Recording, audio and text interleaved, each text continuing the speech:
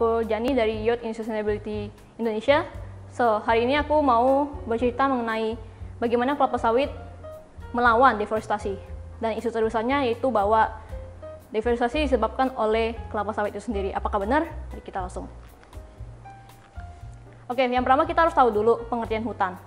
Jadi menurut Undang-Undang Nomor 18 Tahun 2013 mendefinisikan bahwa hutan sebagai suatu kesatuan ekosistem berupa hamparan yang berisi sumber daya alam hayati yang mana tidak bisa dipisahkan dan unsur sumber daya alam lainnya baik benda hidup maupun benda mati tentunya. Lalu menurut asalnya yaitu ada hutan primer, hutan sekunder, yang mana kita tahu hutan primer itu hutan yang belum pernah terjamah atau tersentuh oleh manusia. Sedangkan hutan sekunder sendiri hutan yang mungkin saja sudah terkena dampak oleh aktivitas manusia. Dan selanjutnya dari segi status yaitu hutan negara dan hutan hak. Yang kita akan fokus adalah hutan hak pada sesi ini, di mana hutan hak itu lahan atau hutan yang dimiliki oleh individual. Lalu selanjutnya adalah menurut segi fungsi, ada fungsi hutan lindung, hutan konservasi, dan hutan produksi. Di mana fokus kita kali ini sebagai lahan kelapa sawit pasti akan menggunakan hutan produksi sesuai perizinannya. Lalu selanjutnya karena kita akan membahas isu deforestasi, kita harus tahu dulu pengertian deforestasi. Menurut Peraturan Menteri Kehutanan Republik Indonesia Nomor 30 Tahun 2009 tentang tata cara pengurangan emisi dari deforestasi dan degradasi hutan atau hutan yang telah rusak, menyatakan bahwa deforestasi merupakan perubahan secara permanen areal hutan yang masih tertutup dan karena aktivitas manusia menjadi tidak berhutan atau tidak terbuka secara lebar. Oke, selanjutnya apa sih jenis-jenis deforestasi? Secara generalnya, yang pertama kita masuk, mungkin ini isu yang sering terjadi di kehidupan sehari-hari kita, dari open burning, yaitu penebangan liar tanpa izin pihak berwajib. Ini merupakan suatu kriminalitas karena ilegal. Lalu penebangan hutan, yang kedua yaitu penebangan hutan di wilayah tertentu untuk dimanfaatkan sesuai peruntukan rencana tata ruang dalam undang-undang. Nah, ini merupakan hal yang benar karena menurut undang-undang dan perlu perizinan. Ada beberapa faktor yang mungkin bakal aku mention. Yang pertama ini pertanian jelas. Yang kedua pertambangan, yang ketiga peternakan, yang keempat permukiman, dan kelima infrastruktur. Jelas di Indonesia perlu pengembangan lebih lanjut. Dan ini sudah dinyatakan oleh Pak Jokowi selaku presiden kita di COP26. Indonesia tidak bisa meniadakan deforestasi secara total. Sebagian hutan diperlukan untuk pengembangan ekonomi dan kesejahteraan rakyat. Tapi fakta terbarunya mengenai deforestasi sendiri, Indonesia berhasil menurunkan deforestasi 75% di periode tahun 2019 hingga 2020. Angkanya sangat kecil dan menjadi suatu sejarah di Indonesia, yaitu hanya sebesar 115.000 hektar. Dibandingkan dengan tahun 2018 hingga 2019 yang mencapai 462.000 hektar.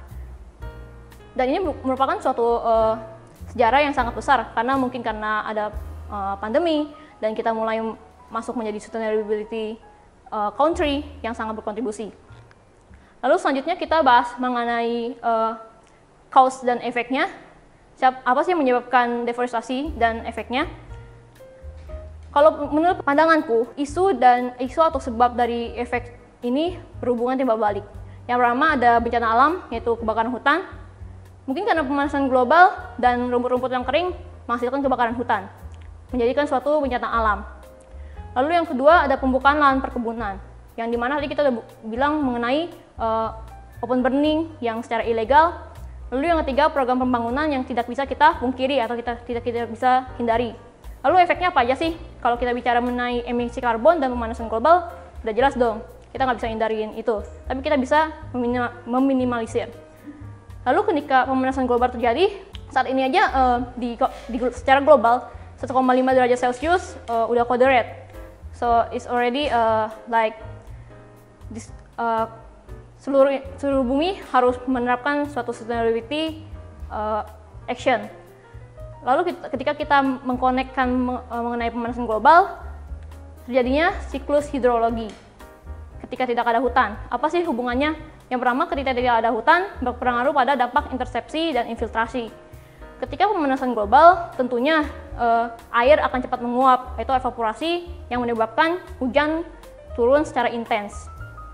Dan ketika tidak ada hutan atau tidak ada pohon, berarti hujan itu akan langsung turun dong. Langsung turun atau langsung ke jalan lah atau langsung ke sungai. Berarti tidak ada resapan maupun penampungan dari tanaman itu sendiri. Dan bisa mengakibatkan terjadinya bencana alam, contohnya banjir maupun longsor. Lalu apakah kelapa sawit penyebab terbesar deforestasi? Menurut konsumsi kelapa sawit 2017 sampai 2021, konsumsi kelapa sawit kian meningkat. Tentunya indikasinya produksi akan terus meningkat, sehingga lahan harus diperlukan. Dari 2017 sampai 2021 aja dari 11.000 ton konsumsi hingga mencapai 18.000 ton sekarang. Tapi isu kelapa sawit yang selalu digadang-gadang menjadi penyebab deforestasi itu sendiri tidaklah benar. Hal ini bisa dibuktikan berdasarkan data dan statement para ahli. Lalu kita balik lagi ke Undang-Undang Nomor 18 Tahun 2013 tentang penataan ruang antara lain kawasan lindung, kawasan konservasi, dan produksi. Nah, hasil penelitian dari satelit dari periode 1950 sampai 2012 menunjukkan bahwa lahan kelapa sawit ini berasal dari lahan terantar 43%, hutan produksi terdegradasi atau yang telah rusak sebanyak 27%, lahan pertanian 14% termasuk dari lahan-lahan smallholder, dan hutan tanaman industri yang memang masuk ke kawasan hutan produksi 13%, dan hanya mengambil sekitar hutan primer sebanyak 3%. Lalu ini juga statement dari seorang ahli Direktur Utama Badan Pengelola Dana Perkebunan Kelapa Sawit, Edi Abdurrahman, menegaskan bahwa industri kelapa sawit bukan penyebab deforestasi. Sebaliknya, membantu proses penghijauan kembali. Kenapa bisa dikatakan deforestasi? Ini ada dua aspek yang mungkin sangat bisa dijelaskan secara umum. Yang pertama, pengusaha sawit menggunakan lahan yang terlantar dan terdegradasi tanpa membuka lahan baru. Yang kedua, deforestasi itu dikatakan ketika stok karbon yang tinggi seperti pohon-pohon atau hutan kita tebang, itu stok karbonnya tinggi, maka ketika kita konversi menjadi tanaman pertanian, itu stok karbonnya rendah sehingga itu bisa disebut deforestasi. Lalu kita lanjut, bagaimana sih sebetulnya sustainable palm oil atau kelapa sawit berkelanjutan bisa membuat atau mencegah deforestasi itu sendiri. Kita berdasarkan dari ISPO atau peraturan dari Indonesia sendiri, ada 7 prinsip. Yang pertama, legal usaha perkebunan, penerapan praktik perkebunan yang baik, lalu pengelolaan yang baik juga, sumber daya alam dan keanekaragaman hayati yang harus menjadi aspek penting, tanggung jawab kredibilitas mengenai data maupun reportnya, lalu transparansi, di mana kita bisa nemuin berbagai report di search engine, dan peningkatan usaha secara berkelanjutan. Lalu secara internasionalnya sendiri, kurang lebih sama. Yang pertama ada perilaku etis dan transparan, beroperasi secara legal dan menghormati hak. Yang ketiga, mengoptimalkan produksi, efisiensi, dampak positif dan ketahanan. Lalu yang keempat, menghormati hak masyarakat yang bekerja di bidang palm oil ini sendiri. Lalu mendukung inklusi petani-petani kecil, menghormati hak dan kondisi pekerja.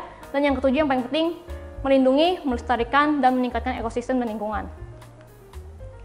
Lalu sustainable palm oil ini juga memiliki prinsip yaitu NDPE atau nihil deforestasi, nihil pengembangan gambut, dan nihil eksploitasi. Yang mana kalau kita corongkan lagi, kita bakal dapat goals-nya yaitu kesejahteraan, terus untuk hak asasi manusia, dan yang ketiga untuk bumi kita sendiri. Kalau untuk kesejahteraan berarti bergantung pada aspek mengenai bisnisnya.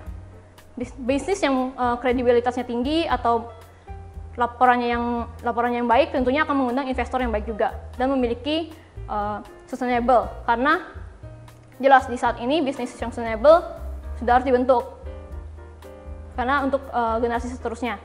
Lalu yang kedua mengenai hak asasi manusia, itu sudah kewajiban kita untuk mendapatkan hak,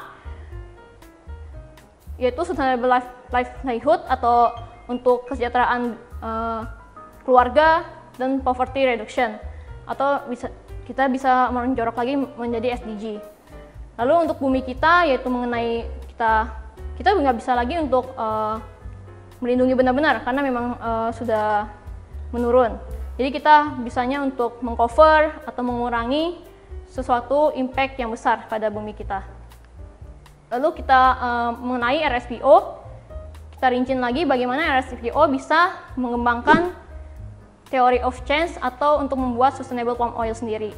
Yang pertama yaitu building business case dan trust. Ini hal penting dalam bisnis tentunya. Yang pertama mereka bikin guidance untuk bagaimana menciptakan sustainable palm oil itu sendiri, lalu memulai untuk strateginya, mulai dari membership para company, dan seterusnya ada smallholder yang kita latih untuk terus mendapatkan benih kelapa sawit yang baik dan bagus, dan bagaimana cara mengolahnya, cara menanamnya hingga panen. Dan tentunya juga mengenai pasar yang sedang berlangsung pada sustainable palm oil. Dengan begitu, dengan adanya sirkular antara company, lalu smallholder, dan lalu stakeholder lainnya, sehingga bisa membentuk long-term outcomes. Tidak hanya impact dari environmental atau lingkungan, ekonominya juga tentu dapat, dan sosialnya juga bisa terbentuk. Sehingga kita bisa menyentuh SDG di 2030. Sekian, aku Jani. Dan aku tidak lupa, sebagai youth, aku juga mau nyampein 3 langkah untuk mendukung kelapa sawit berkelanjutan. Yang pertama, membeli brand dengan label Sustainable Palm Oil atau kelapa sawit yang berkelanjutan. Lalu yang kedua, mengajak keluarga dan teman. Yang ketiga, jangan lupa reach out merek favorit kalian untuk terus sustainability action. Oke, aku Jani dari Youth in Sustainability Indonesia. Terima kasih.